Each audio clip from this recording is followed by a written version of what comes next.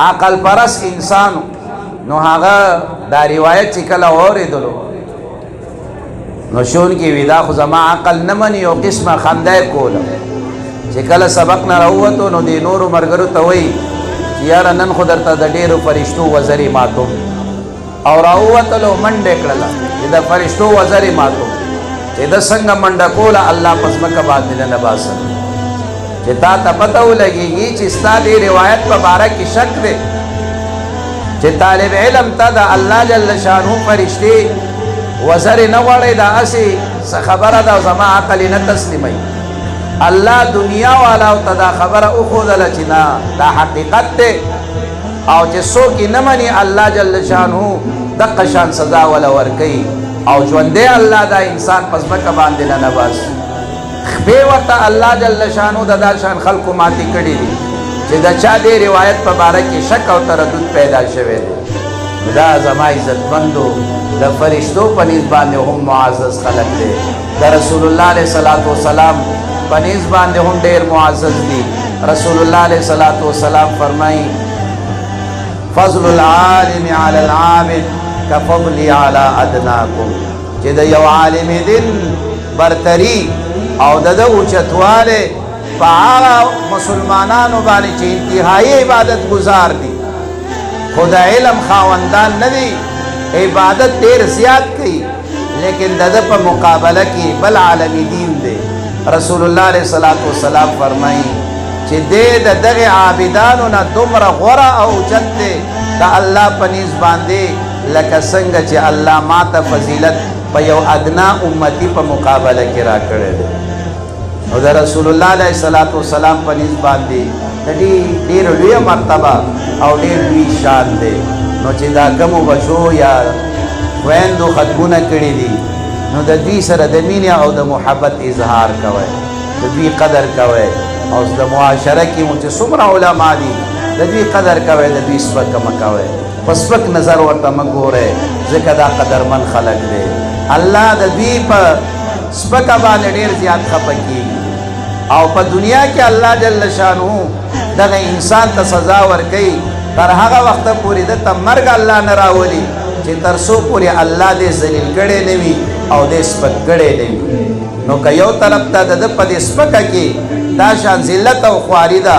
بل طرف ته چې څوک د دوی تعظیم کوي د دوی سره مینه محبت کوي د دوی سره ناسته پاسته کوي الله جل شانه دنیا کې مو ورته عزتونه ورکوي او په عالم برزخ کې دوی ته عزت ورکوي په عالم آخرت کې به هم الله جل شانه دوی ته عزتونه او قدر ورکوي تاسو هم الحمدلله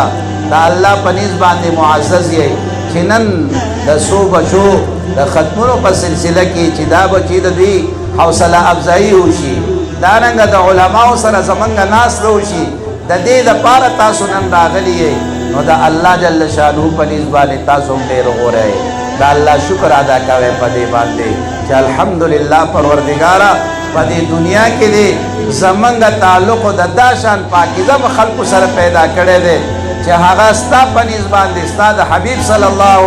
علیه وسلم په نیز باندې د فرشتو په نیز باندې ډېر لوی خلک دی ډېر قدرمن خلک دی نو زما عزتمندو د دې علماو سره د دې طلباو سره د جومات سره د مدرسې سره خپل تعلق به ساتو که نه ورو رسول الله علیه صلات وسلام فرمایي چې کله تاسو په دې خپله معاشره کې یو انسان وګورئ چې د هغه تعلق د جومات سره دی نو تاسو د ده د ایماندار کېدو ګواهي ورکئ چې ته مسلمان دی دا مومن دی نو عالم دا خو اصل زمونږ په معاشره کې مشهوره خبره ده چې ملا کې دوړ مسجد تک د ملا منډه د جوماته پورې نو چې کله د ملا تعلق د جومات سره دی او ستا تعلق هم د جومات سره پیدا شولو ظاهره ده چې په جومات کې به د ملا سره تعلق وي په جومات کې به د طالب علم سره به تعلق وي د ده سره به د مینه محبت وي د ده خدمت پکې الله جل شانه به تا د قیامت په ورځ د دې خلکو سره راپاسئ اخرنۍ خبره ورته کوم رسول الله علیه صلات وسلام ته یو اعرابي یو دیهاتي رالو او تپوس کوي متی الساعه یا رسول الله د الله حبیبه قیامت به کله راځي رسول الله علیه الصلاۃ والسلام کو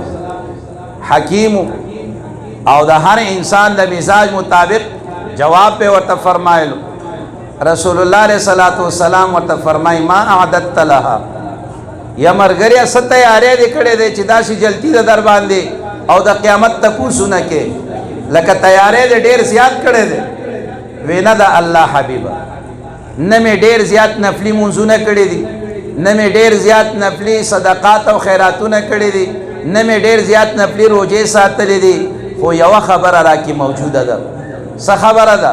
ولکنی احب الله ورسوله. خبره دا ده چې زما د الله او د رسول الله سره مینه او محبت ده. دوی مې خوښ دي، د دوی سره مې مینه ده. رسول الله علیه الصلاۃ والسلام ورته فرمایي انت مع من احببت، انت مع من احببت. د قیامت پر ورځ باندې به د هغه چا سره راپاسې چې په دنیا کې د چا سره مینه وي. زما عزتمندو دا علما دا طلبا دا به الله جل شانه د انبیاء کرامو سره، د صدیقینو سره، د شهداو سره، د دوی په لین او د دوی په صفونو کې به دا الله راپاسي. نو چې کله زما او ستا هم د دوی سره مینه وي، محبت مو وي، تعلق به وي، الله به موږ هم د دوی سره راپاسي. الله به دا عزت موږ تاسو ته هم راکوي. انس رضی الله تعالی عنہ دا روایت را نقل کوي او بیا فرمایي چې مسلمانان چې څومره په دې روایت باندې خوشاله شوي دي، د اسلام راوړلو نه بعد په بله یوه خبره دومره نه دي خوشاله شوي لکه څومره په دې روایت چې انت مع من احببت.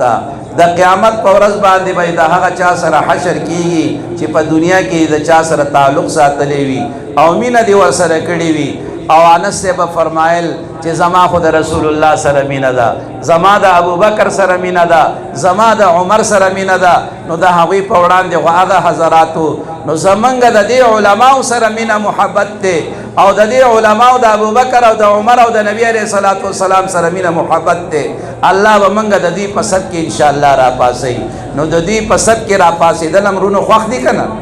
نو د دوی سره به مینه کوو، د دوی سره به تعلق ساتو. هغه تعلق په دې لحاظ سره چې اولا دوی ته الله کوم علم ورکړی د دې نه فایده والو، خپل منځونه دوی ته واورو، خپل قرآنونه دوی ته واورو چې زما دا قرآن لږ واوره، او خپل بچي هغه دوی سره کینو چې زمونږ دې بچو ته لږ دا دین او شریعت دا ورته وښیه، دا ښکلې عقیده ورته وښیه او دارنګه اعمال ورته وښیه چې زمونږ د زندګي دا د مسلمانانو زندګي وي. الله جل شانه دې زمونږ ستاسو دا تعلق د دې علماو سره، د طلباو سره، د جماعت او د مدرسې سره تر مرګه پورې باقی او جاری او ساری وساتي. وآخر دعوانا ان الحمد لله رب العالمین.